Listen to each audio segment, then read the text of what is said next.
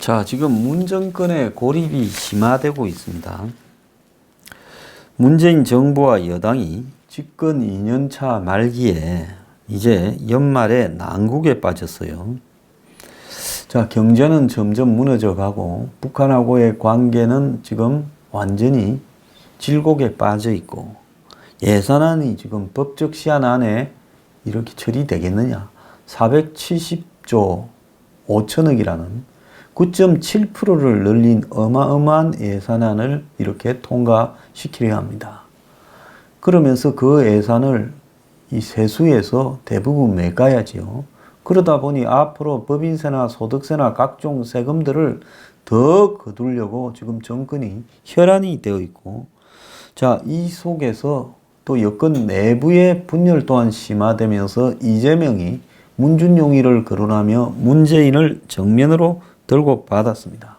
그리고 각종 여론조사에서 지금 연말에 나오는 여론조사 결과가 역대 최하 수준들을 이렇게 기록하는 여론조사들이 지금 곳곳에서 나오고 있습니다. 문재인의 국정 지지도 최저조사가 지난 9월 초에 평양회담을 하기 직전처럼 여러 군데서 최저치가 나오고 있어요. 자, 한국사회연구소가 발표한 조사에는 55.4가 나왔는데 이것도 이 회사에서의 여론조사로는 역대 최대치라는 거예요. 그래서 저는 여론조사 안 믿어요. 한 20 빼야 된다 봅니다. 그런데 우리가 여기서 알 수 있는 거는 저것들 속이는 놈들이 한다 하더라도 거기서 최저치가 나온다면 결국은 문재인이 지금 지지가 역대 최악이다라는 것은 우리가 알 수 있지 않겠냐는 거예요. 자, 그것뿐만 아니에요. 리얼미터가 한 데에서도 지금 문재인의 지지도가 52%, 8주 연속 하락해서 역대 최저치가 나오고 있어요. 자, 그래서 더불어민주당도 지금 30%대로 이 지지율이 떨어지는 일이 지금 발생을 했습니다.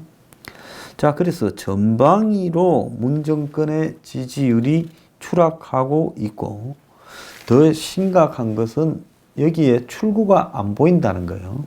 새로 발표할 어떤 정책도 없고 더 나아가서 무슨 지금 적폐청산을 한다고 더 집어넣으면서 야당 의원들을 구속시키고 어제도 야당 의원 3명이 강원랜드 전 최홍집 사장한테 5천만 원을 받았니 이런 것들이 나왔지만은 이런다고 지지율이 올라갈 것도 아니고 경제를 살릴 방법도 없고 더 나아가서 북한과의 변수에서 좋아질 일도 없다라는데 본질적인 문제가 있는 겁니다.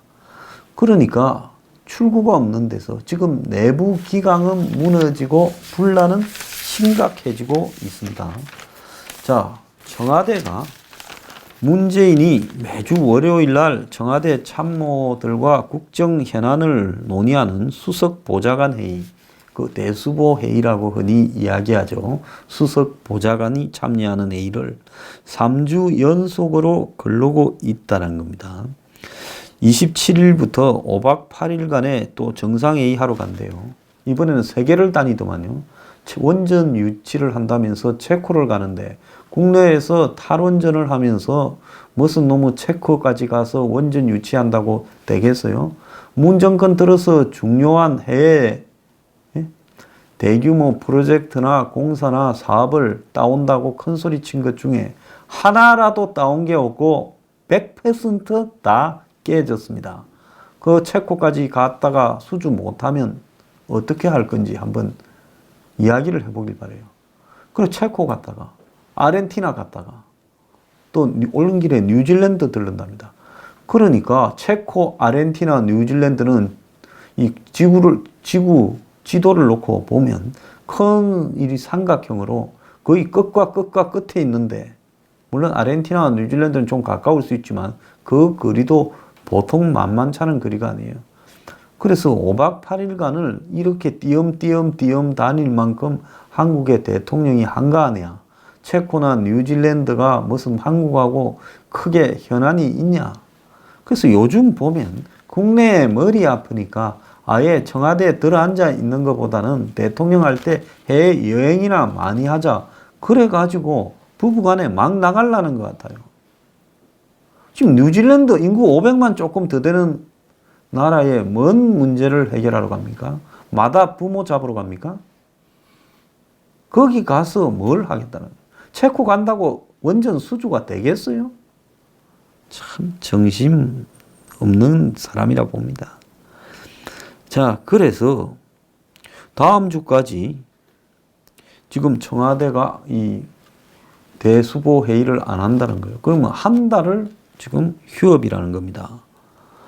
자, 어수선한 분위기 때문에 그런다는데, 자, 문재인이 회의 보고에 엄격해졌다라는데, 최근에 한 공식 회의에서 참모가 현안을 보고하자 지난해와 뭐가 달라졌습니까? 라고 물었고, 또 다른 참모가 사실과 다른 보고서를 제출한 것에 대해 문은 수차례 이게 정말 맞느냐고 물어보고 있었다는 거예요.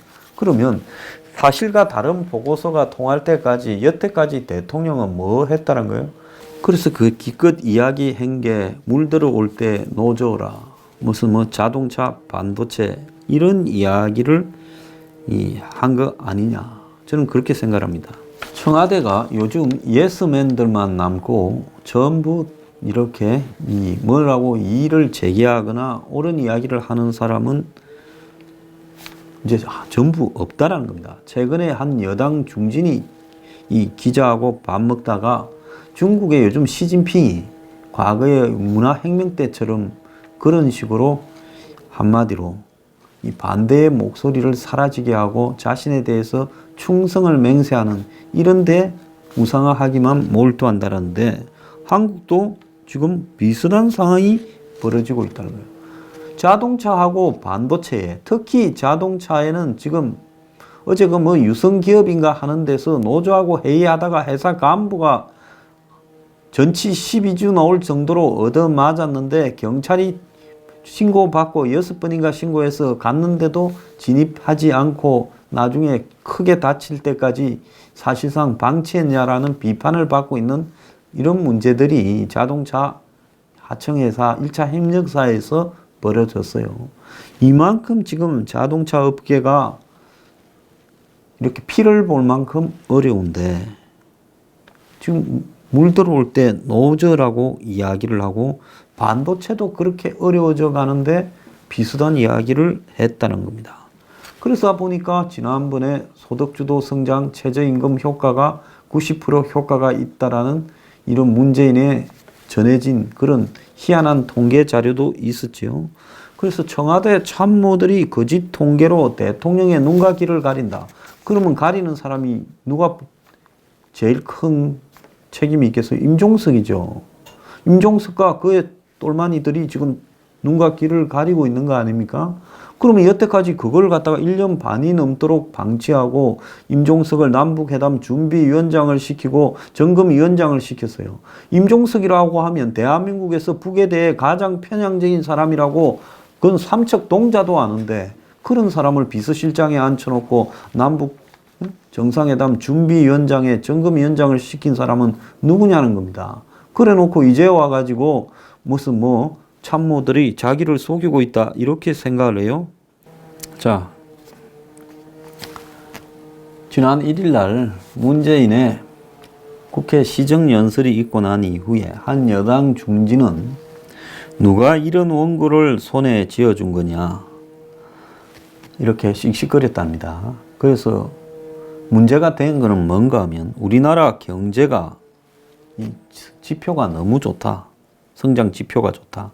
세계가 우리 경제 성장에 찬탄을 보낸다.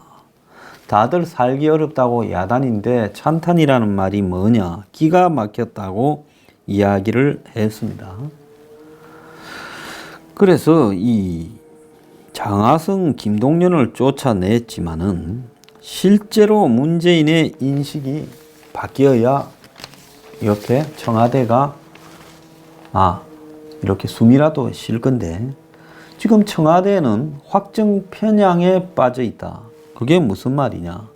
수많은 팩트 중에서 좋은 것만 보고 겉으로 문제가 드러나도 외면하고 대부분의 문제는 겉으로 드러내지 않고 감추고 있다는 겁니다.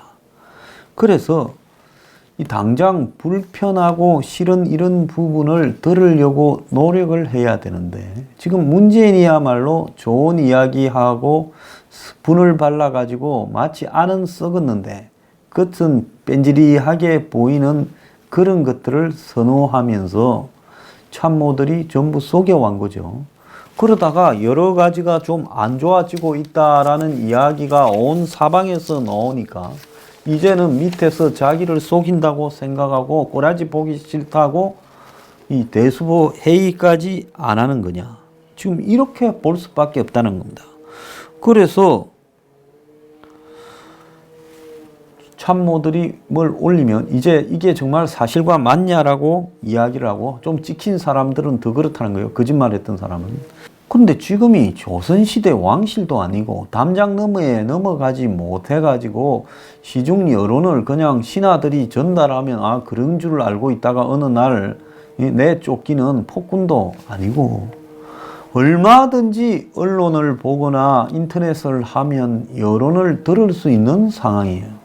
과거에 문재인 대통령 전임인 노무현 전 대통령은 너무 열심히 인터넷을 해서 문제가 되었다는데 그래도 거기는 자기 여론이 안 좋아진다는 것은 잘 알고나 있었어요.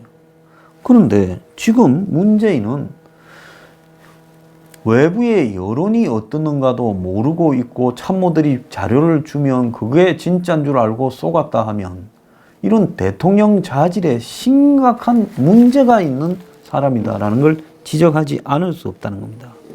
그래서 청와대 내부에 가짜 보고를 하다가 보고 참사라는 게 일어났고 최근에는 공개 비공개 회의에서 이제 성과를 내라. 자, 지지청에서도 이제 실력을 보여라고 말을 하니 이제 인내가 다 돼가는 것 같아 보이니까 초조해진 것 같아요.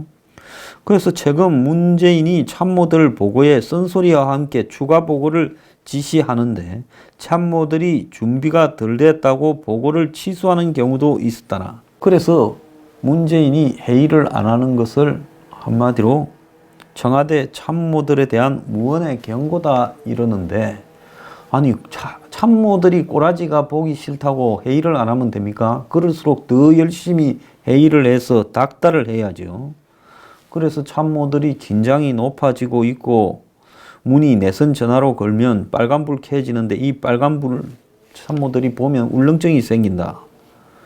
그래서 질문 받고 적답하려면 전부 숙지하고 있어야 된다. 이제 아주 형식적으로 가고 있는 거예요. 여기에다가 이제 음주운전해 갖고 의전 비서관이 음주 사고를 치고 있고 청와대 경호실에서는 주먹 사고를 치고 이런 일들이 빈발하고 있는 겁니다. 그래서 임종석이 당부의 말씀이라고 메일을 보내가지고 대통령 모시는 사람이 누가 안 되도록 무슨 신중해야 된다라고 하는 경고 메일을 보냈대요. 자, 임종석은 청와대 참모들의 관성적 업무 태도도 지적했다고 합니다. 문재인 출범 1년 반쯤 됐으면 일도 읽었을 건데 근데 우리가 경계해야 될 거는 그런 익숙함 때문에 매너리즘에 빠지는 거다. 이런 이야기를 한 걸로 보이는데요.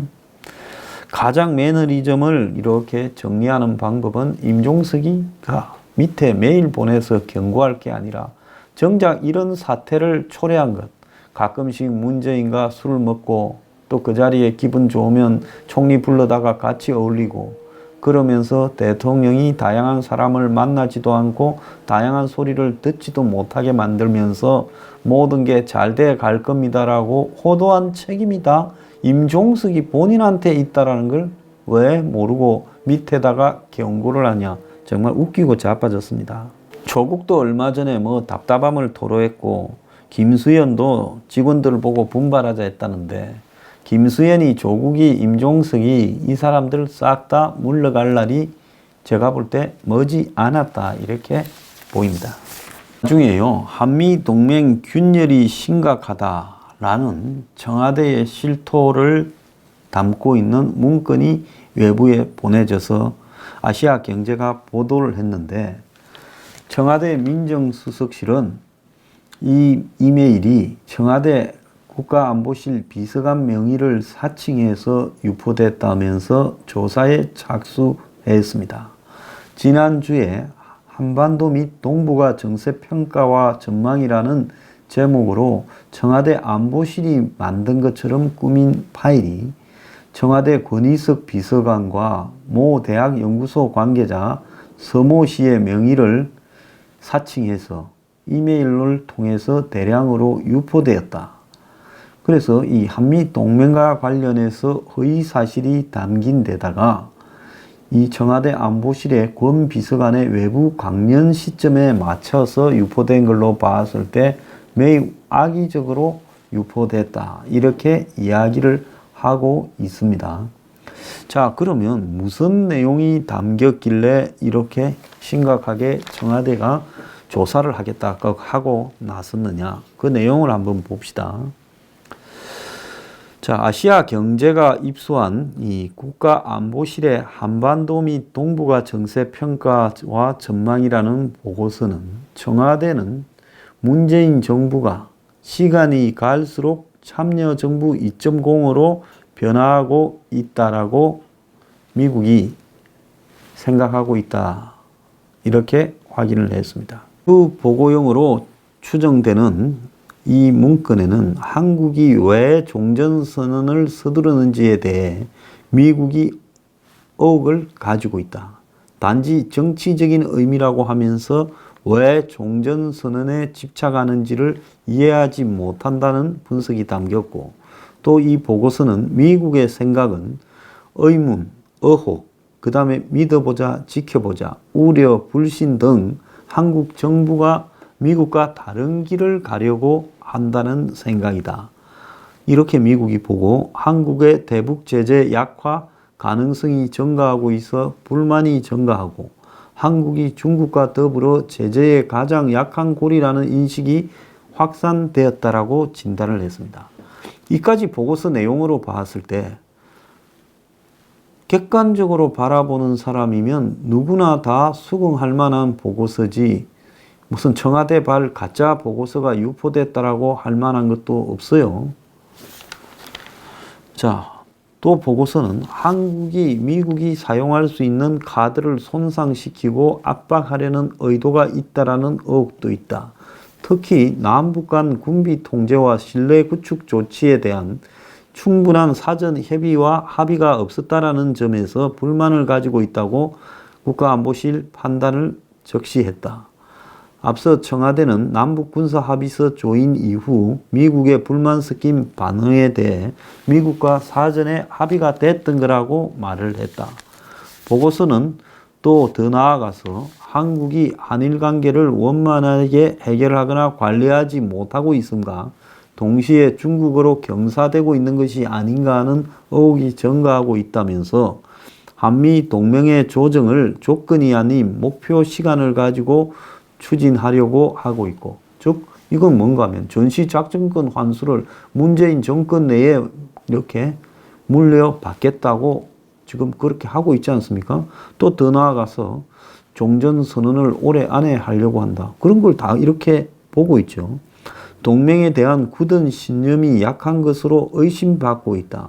한반도를 둘러싼 외교 상황도 담았는데 앞으로 우리 정부가 주변국 외교를 소홀히 하며 남북관계 개선에 열을 올렸다라는 비판을 면하기 어렵다라는 사실을 스스로 인정한 셈이다. 이 보고서는 지난 17일 최종 작성됐고 전체 9쪽 5천자로 구성됐고 현 상황에 대한 총평 및 주요 이슈, 동북아 정세와 북핵 한반도 문제, 주요 정책적 이슈 등 세 부분으로 한반도 정세를 자세히 분석했다. 이 같은 국가안보실의 판단과는 달리 청와대는 대외적으로 한미 공조를 우려하는 어떤 시각에 대해 차단하는 데 온 힘을 집중하고 있다. 대표적인 게 한미 워킹그룹 출범이다.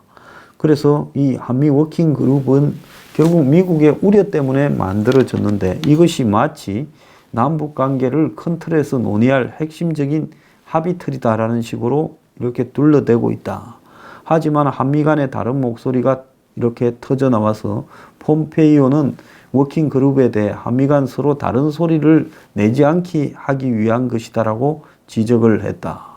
자, 청와대는 누구든 청와대에서 어떤 형식의 문서를 만들면 이 문서를 무단 복사 반출할 수 없다. 리퍼블릭 오브 코리아 워터마크가 찍히고 마지막에는 문서를 출력한 사람 이름이 시간, 분, 초까지 나오게 돼 있다. 그런 점에서 이것은 청와대 문서가 아니고 안보실에서 작성을 한 게 아니다. 그래서 누가 이걸 만들어서 유포했는지 출처를 파악 중에 있다. 자, 이 문서를 보도한 언론사 아시아경제에서 출처를 밝혀달라 이렇게 이야기를 했습니다. 자, 아시아경제는 아직까지 이 문서에 대해서, 이 문서 보도에 대해서 내리지도 않고 있고 그대로 제일 상단에 올려놓고 있어요. 한미 동맹 균열 심각, 청와대의 실토. 자, 이렇게 해서 하고 있다라는 것은 결국은 아시아경제는 나름 이 부분에 대해서 자신이 있다라는 시각으로 보입니다. 청와대에서 내부적으로 만든 문건 같은 것이 외부로 유출되었는데 그 내용을 보면 지금까지 청와대가 추진해오던 문제에 대해서 자체적으로는 이 문제가 다 있다는 걸 알고 있다. 그런데 이제 실제 행동은 청와대가 다른 쪽으로 했다. 이런 거를 갖다가 자신들이 실토한 부분이 되기 때문에 이걸 지금 청와대는 아니라고 하고 있습니다. 자, 이 문건의 결말이 어떻게 날지 모르겠습니다만은 어쨌든 이 문건에서 하고 있는 이야기 중에 온건하지 좀 뭐 상투적이라거나 그런 건 없어요. 또 청와대만 빼놓고는 다 그렇게 생각하는 이야기들이 들어갔다고 보고 있습니다. 자, 청와대 니 끼니 내 거니 누가 이런 걸 뿌렸니 할 게 아니라 아마 청와대의 누군가가 어떤 사람을 보고 이런 거를 만들어 달라. 그래서 우리가 좀 그래도 이런 거를 보고 객관성을 좀 가져야 되겠다 해서 만들었다면 그나마 정신이 있는 사람이 하나라도 있다라는 거고, 그래서 이런 문건의 유출 경위를 조사하고 보도 경위를 조사할 게 아니라 청와대 스스로가 그런 문건을 보고 좀 생각을 바꾸기를 바랄 뿐입니다.